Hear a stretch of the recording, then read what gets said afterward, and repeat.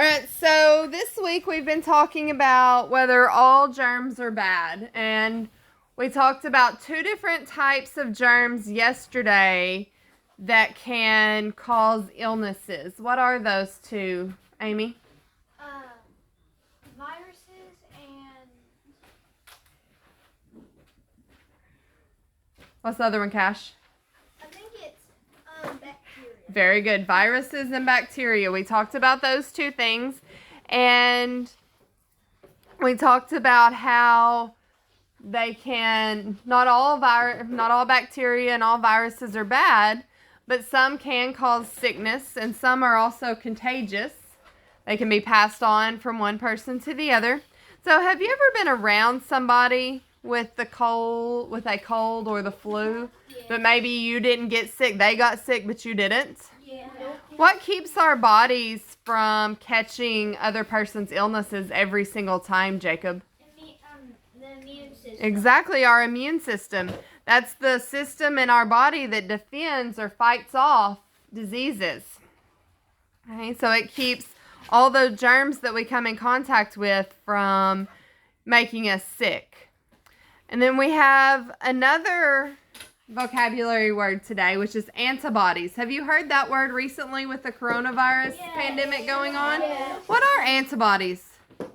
Jacob, what are those? It's like something to keep you from getting sick, like something to help the Yeah, immune system. so it's what our immune system produces or makes that destroys the germs and fights it off. Okay, so our immune system actually makes the antibodies.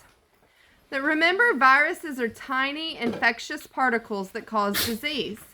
A virus must enter a plant cell or animal cell to reproduce. When it enters the cell, it is infecting the plant or animal. Some viruses even infect bacteria cells. After a virus reproduces, the infected cells break open and the new viruses are released. These new viruses can infect more cells. Luckily, our bodies have an immune system that protects us from viruses. The immune system makes antibodies that attach to viruses and keep them from entering our cells. Antibodies even keep some harmful bacteria from reproducing. So do you think that the antibodies are a very important part of our immune system? Yes. Absolutely. Without antibodies, what would happen every time we came in contact with a virus? What would happen, Olivia? We would always get sick if we were surrounded by somebody that was already sick. Yeah, everything that we were around would make us sick. Anytime we were around a virus or types of bacteria without our immune system, we would become sick. So what does the virus do once it's inside of a cell? What happens, Owen? It tries to take over the cell. It takes over by doing what? By what, Jacob? Infecting it. It infects it, and then what does it do? It busts open the cell and makes it, and it reproduces. It reproduces, that's right. What does reproduce mean? What does that mean, Jacob? It means that it makes more. It makes more and more and more of those viruses. Okay.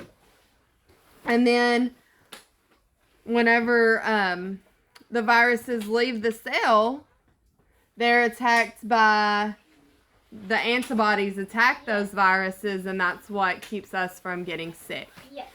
Okay? Any questions about what we've talked about today? Yes, sir? No. Okay. Did you have something to say? No. Okay. Yes, ma'am. I have a question. Okay. But it was really about what we learned. Okay. Is pollen a bacteria?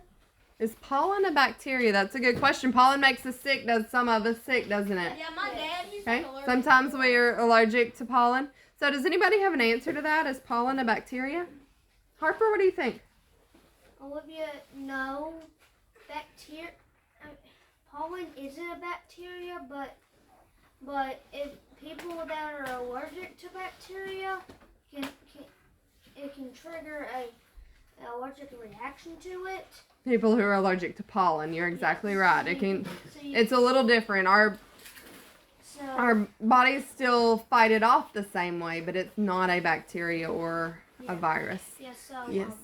Owen? I was just gonna say, if we didn't have antibiotics, also we'd probably we'd probably die because every single virus would be able to go from each cell Mm-hmm.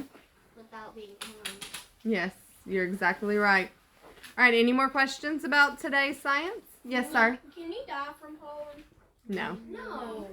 You can, now there are certain things that, it's called an anaphylactic reaction. If the reaction gets so bad to something that you're allergic to that it swells your airway and closes it off, then you can die of an allergic reaction. But usually pollen wouldn't do that.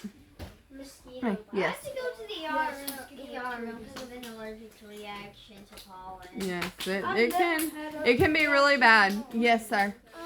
There can be a whole bunch of bacteria and viruses inside of mosquitoes because when they bite other people that are sick or other animals, they bite you to get your blood, they can be transferring some of the blood from their that thing into you, which gives you a disease. I smacked the mosquitoes. Did you have a question, Amy? All right, you may get started on your science.